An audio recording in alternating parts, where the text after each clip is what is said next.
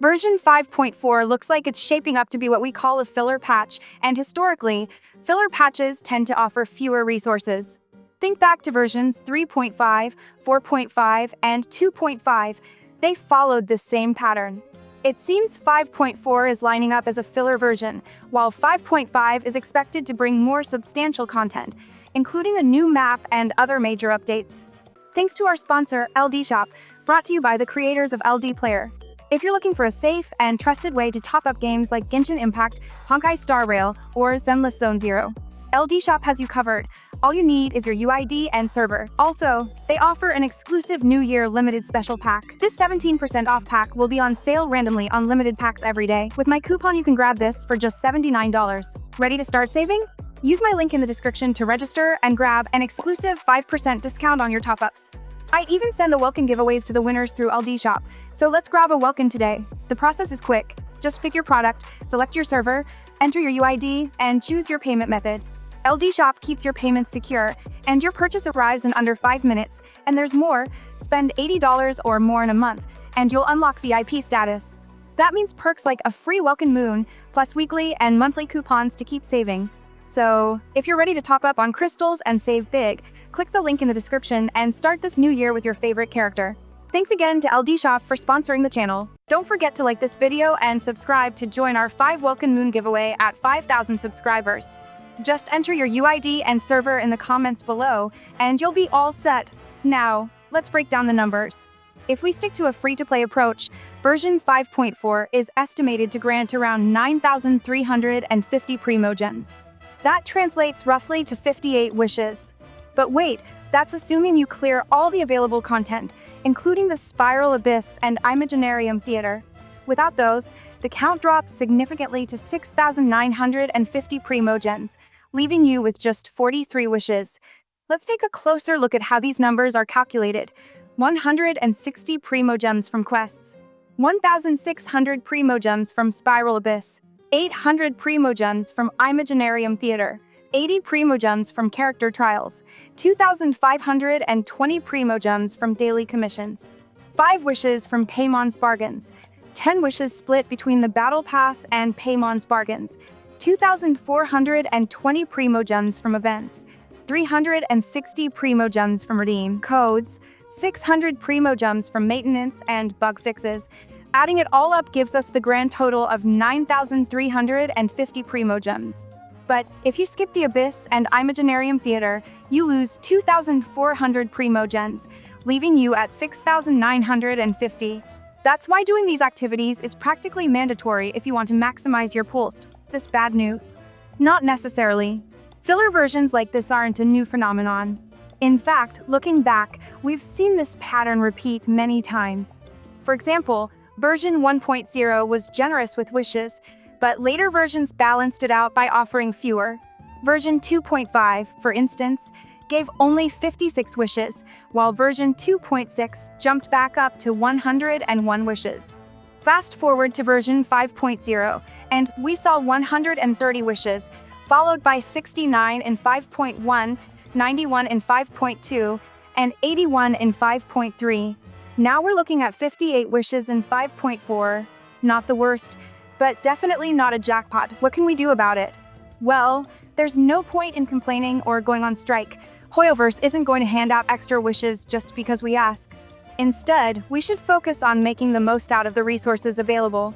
For free-to-play players, this means tackling all the content, including Abyss and Imaginarium Theater, to squeeze out every possible Primogem. Now, if you're willing to spend a little, things start looking better.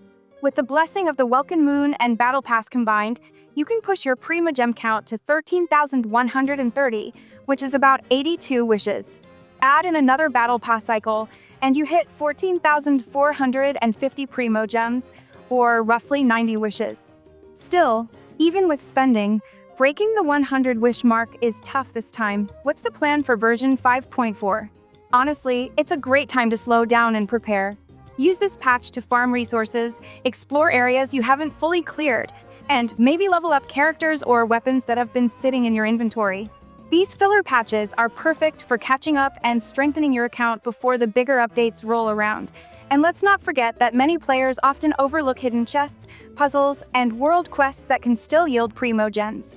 If you're feeling short, go treasure hunting. Every little bit helps when you're saving for that dream banner. But what about spending? Is it worth investing in Blessing of the Woken Moon or the Battle Pass this time around? If you're looking to optimize your pools, then yes, it's worth considering. These options are relatively affordable and can help bridge the gap, especially if you're targeting a specific character. Of course, there's always the debate about Genshin Impact's generosity compared to other games. Games like Honkai Impact often feel more rewarding, but Genshin has its moments too. The key is managing expectations and planning ahead. We already have the full lineup for the 5.4 banners much earlier than anyone expected. Normally, we don't get such solid banner leaks until Full Stoptron releases something, but this time the information comes from reliable sources. The lineup looks promising, so in this video, I'll be breaking down everything we know about the 5.4 banners, including Mizuki's debut, Ryothusly's rerun, the Inazuma-themed Chronicled Wish, and some intriguing details about these character selections. Let's dive right in and see what these leaks mean. For Phase 1, we have Mizuki and Ryothusly. This makes a lot of sense given Hoyoverse's usual banner structure. Most new characters debut in the first half of a patch, and Mizuki seems to follow this trend perfectly. The big question surrounding Mizuki is whether she'll end up as a standard banner character. While there are rumors about this possibility, nothing has been confirmed yet. We'll likely have to wait until the special program on January 31st for a definitive answer. If she does end up in the standard banner, it might influence players' decisions about pulling for her. Ryothusly's rerun isn't much of a surprise either. Flying Flame hinted at this possibility weeks ago, so it's been a topic of discussion for a while now. Given his status as one of the few Fontaine characters who hasn't had a rerun yet, his inclusion feels justified. Gameplay-wise, Ryothusly remains a strong cryo DPS option. With the right buffs and Abyss lineup, he could be a great pick for anyone who missed him during his first release. Moving into Phase 2, things get a bit more interesting. This phase features Furina and Saijin. Furina's rerun makes perfect sense as she synergizes exceptionally well with Mavuka, making her one of the best supports for Pyro-based teams. Her return was inevitable, and seeing her here isn't surprising. Saijin, on the other hand, raises a few eyebrows. While she's a solid healer with excellent utility, the fact that she appears alongside Furina again mirrors the exact Phase 2 lineup from version 4.7. This repetition feels unusual given Hoyoverse's tendency to avoid repeating banner pairings so soon. Could this be a coincidence? Possibly, but with so many characters still waiting for reruns, this choice feels unexpected. It's also worth noting that Hoyoverse could change the lineup before the official announcement, so there's still some room for adjustments. What do you think? Does this pairing make sense, or would you have preferred a different setup? The addition of a Chronicled Wish in this version makes things even more intriguing.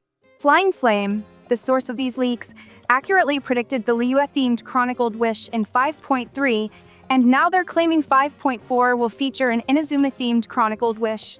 This has set expectations sky-high. Characters like Yae Miko, Ayaka, Wamiya, Kokomi, Ayato, and Ito have all been waiting for reruns, and this could be the perfect opportunity for them to return. The timing for Raiden Shogun and Kazuha is also worth mentioning. By the time 5.4 arrives, it will have been 4 patches since their last reruns, making them prime candidates for another appearance. However, Hoyoverse tends to avoid placing their most popular characters in Chronicled Wish banners. If they follow the same approach used with Yelan, then Raiden and Kazuha might not both make it into this lineup. The strategy of back-to-back Chronicled Wishes suggests that Hoyoverse is accelerating reruns for older regions. We saw this with Liyue in 5.3, and now Inazuma in 5.4 seems to follow the same pattern. This approach reduces the backlog of older characters while making room for newer regions like Fontaine and Sumeru in future patches. If this trend continues, Sumeru could be next in line, possibly as early as version 5.6 or 5.7. This would help clear out older reruns before shifting focus to Natlan in version 6. When Chronicled Wish first launched, Hoyoverse stated that characters needed at least 1 release and 2 reruns before qualifying. However, this rule didn't last long. Shinha appeared in 5.3 despite having only 1 rerun, proving Hoyoverse is willing to bend their own rules when needed. This flexibility makes predicting future lineups much harder, but also opens up exciting possibilities for unexpected reruns, with Liyue featured in 5.3 and Inazuma in 5.4. It seems Hoyoverse is preparing a dedicated chronicled wish for each major region. This system could balance reruns while keeping regular banners focused on newer characters. If this becomes the norm, players might see shorter wait times for reruns and more consistent access to older favorites. Where does that leave us? The 5.4 banners look solid, but the back-to-back chronicled wishes and repeated character pairings make things more unpredictable than usual. Mizuki, Ryathusly, and Furina all fit well, but Saichuan's return alongside Furina feels out of place. The Inazuma chronicled wish adds another layer of excitement, especially for fans of older characters, but it also raises questions about Hoyoverse long-term plans. So what do you think about version 5.4? Does the Primogem count seem fair, or are you disappointed by the numbers? Together, we can strategize and make the most out of every version. In summary, version 5.4 offers an estimated 58 wishes for free-to-play players, with the potential to push closer to 90 wishes with additional purchases. It may not be the most generous update, but it's far from the worst. Use this time wisely, and don't forget to farm those Primogems wherever you can find them. Share your thoughts in the comments, and as always, don't forget to like, subscribe, and stay tuned for more updates. If you're looking to save up for these banners, check out LD Shop for up to 21% off Genesis crystals. Just use your UID and server to claim the deal. The link is in the description. Thanks for watching, and see you in the next one.